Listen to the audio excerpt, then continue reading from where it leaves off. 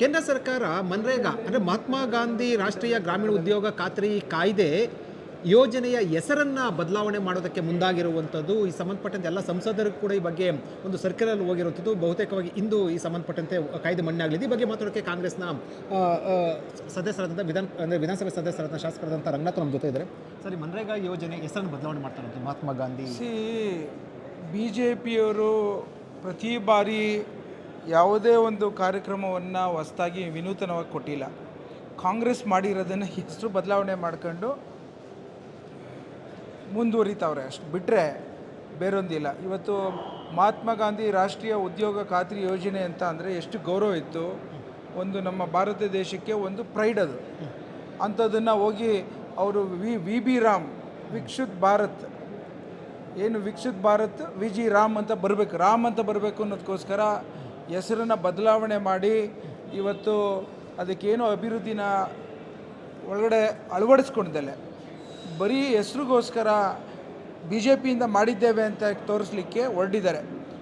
MNREGA ತಂದದ್ದು ನಮ್ಮ UPA chairman ಆದಂಥ ಸೋನಿಯಾ ಗಾಂಧಿ ಮೇಡಮ್ ಅವರು. ಅದು ತಂದಾಗ ಭಾಳಷ್ಟು ಅಪೋಸ್ ಮಾಡಿದ್ರು. ತದನಂತರ ಅದರದ್ದು ಅವಶ್ಯಕತೆ ಬದುಕು ಮತ್ತು ಹಳ್ಳಿಗಳಲ್ಲಿ ಒಬ್ಬ ಗ್ರಾಮ ಪಂಚಾಯಿತಿ ಸದಸ್ಯನಿಂದ ಹಿಡಿದು ಹಳ್ಳಿಗಳಲ್ಲಿ ಒಬ್ಬ ರೈತ ತನಗೆ ಜಮೀನಿಲ್ಲದರೂ ಸಹ ಕೂಲಿ ಮಾಡಲಿಕ್ಕೆ, ಬದುಕನ್ನು ಕಟ್ಟಲಿಕ್ಕೆ ಒಂದು ಅವಕಾಶವನ್ನು ಮಾಡಿಕೊಟ್ಟಿದ್ದಂಥ ಪರ್ಯಾಯ ಮಾರ್ಗದ ಉದ್ಯೋಗ ಸೃಷ್ಟಿ ಮಾಡೋಂಥ ವಿಶೇಷವಾದಂಥ ಯೋಜನೆನ ಹೆಸರನ್ನ ಬದಲಾವಣೆ ಮಾಡ್ಕೊಂಡು ಬದುಕುವಂಥದ್ದು BJPಯವರಿಗೆ ಶೋಭೆ ತರಲ್ಲ ಅಂತ ಹೇಳಲಿಕ್ಕೆ ಇಚ್ಛೆಪಡ್ತೇನೆ. ಇವತ್ತು ಅವರೇನು 100ರಿಂದ 125 ಮ್ಯಾಂಡೇಟ್ಸ್ ಮಾಡಿದ್ದಾರೆ, ಅದನ್ನು 150 ಮಾಡಿದರೆ ಅಟ್ಲೀಸ್ಟು ಒಂದು ಸ್ವಲ್ಪ ಅಪ್ರಿಷಿಯೇಟ್ ಮಾಡ್ಬೋದಾಯಿತು. ಇವತ್ತು ಎಲ್ಲೋ ಒಂದು ಕಡೆ ಅವರಿಗೆ ಹೊಸದಾದಂಥ ಆಲೋಚನೆಗಳು, ಚಿಂತನೆಗಳು ಬರೆದಿರೋದೇ ಇವತ್ತು ಅವರಿಗೆ ವಂಚಿತರಾಗಿ ಕಾಂಗ್ರೆಸ್ ಸರ್ ಮಾಡಿರೋಂಥದ್ದು ಗ್ಯಾರಂಟಿ ಸ್ಕೀಮ್ಗಳನ್ನು ಅಳವಡಿಸ್ಕೋತಾ ಇದ್ದಾರೆ. ಕಾಂಗ್ರೆಸ್ ಮಾಡಿದಂಥ RT ರೈಟ್ ಟು ಎಜುಕೇಷನ್ ಅಳವಡಿಸ್ಕೋತಾ ಇದ್ದಾರೆ. ಕಾಂಗ್ರೆಸ್ ಮಾಡಿದಂಥ ಆಧಾರ್ ಕಾರ್ಡನ್ನು ಅಳವಡಿಸ್ಕೋತಾ ಇದ್ದಾರೆ. ಕಾಂಗ್ರೆಸ್ ಮಾಡಿದಂಥ MNREGAನ ಅಳವಡಿಸ್ಕೋತಾ ಇದ್ದಾರೆ.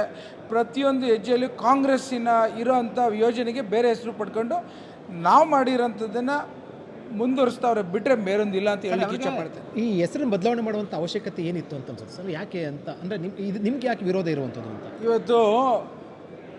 ಇವತ್ತು ಮಹಾತ್ಮ ಗಾಂಧಿ ಹೆಸರೇ ಒಂದು ಹೆಮ್ಮೆ ನಮಗೆ.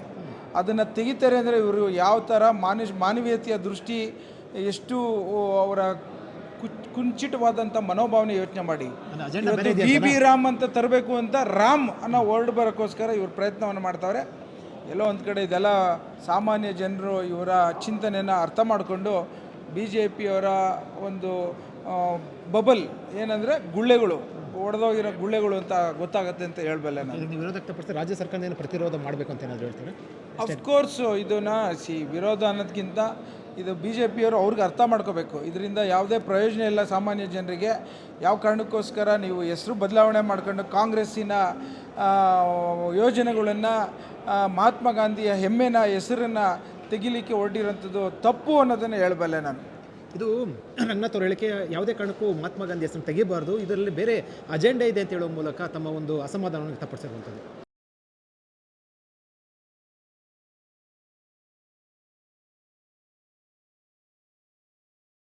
ಹೆಚ್ಚಿನ ಸುದ್ದಿ ಅಪ್ಡೇಟ್ಗೆ ಈಗಲೇ ದ ಫೆಡರಲ್ ಕರ್ನಾಟಕ ಯೂಟ್ಯೂಬ್ ಪೇಜನ್ನು ಸಬ್ಸ್ಕ್ರೈಬ್ ಮಾಡಿ.